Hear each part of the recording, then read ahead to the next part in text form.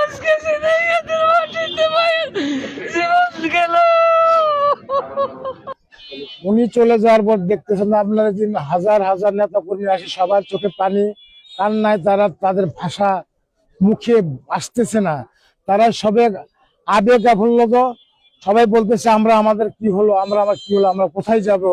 আমাদের উনি এমন একটা গার্জেন অভিভাবক ছিলেন, আমরা তার কাছে যখন এসেছি, উনি যেমন মুগরি যেমন তার বাচ্চাকে পাখার নিচে স্থান দিতেন, জাস্ট আমাদের এই শ্রীপুরদি এবং ঝিনাইগাতির আমাদের প্রাণপ্রিয় নয়নের মণি বাদল সাহেব আমাদেরকে তদ্রুপ ভালোবাসতেন।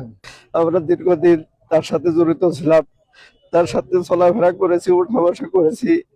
কোনোদিনও তিনি আমাদের সঙ্গে অন্যরকম কোনো ব্যবহার করলে দেখার সাথে আমাদের সঙ্গে ভালো ব্যবহার করতেন, জিজ্ঞাসা করতেন কেমন আছি না আছি, সবসময় আমাদের খোঁজ খবর রাখতেন। RICL TMX, যুগের পর যুগ স্থাপনা থাকে মজবুত। আজকে নুরুজ্জামান বাদল ভাইয়ের মৃত্যুর আমরা কোনো ভাই এটা মানিয়ে নিতে পারছি না। উনি শিক্ষকতা করতে আমার অনেক ভালোবাসতো, তার আচরণ ভালোবাসা আমার জীবন আর এরকম মানুষ হয় না।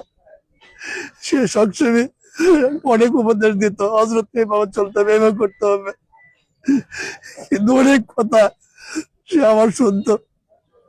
কিন্তু আমার যতটুকু ভালোবাসতো আমার জীবনে আমি আর এরকম মানুষ পাই না।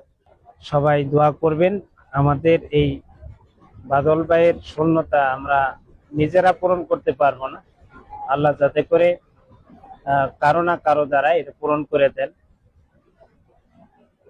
আর আমরা তার একটা ছেলে সন্তান রয়েছে, ভাবি রয়েছেন, উনিও আমাদের বায়াতের জনশক্তি।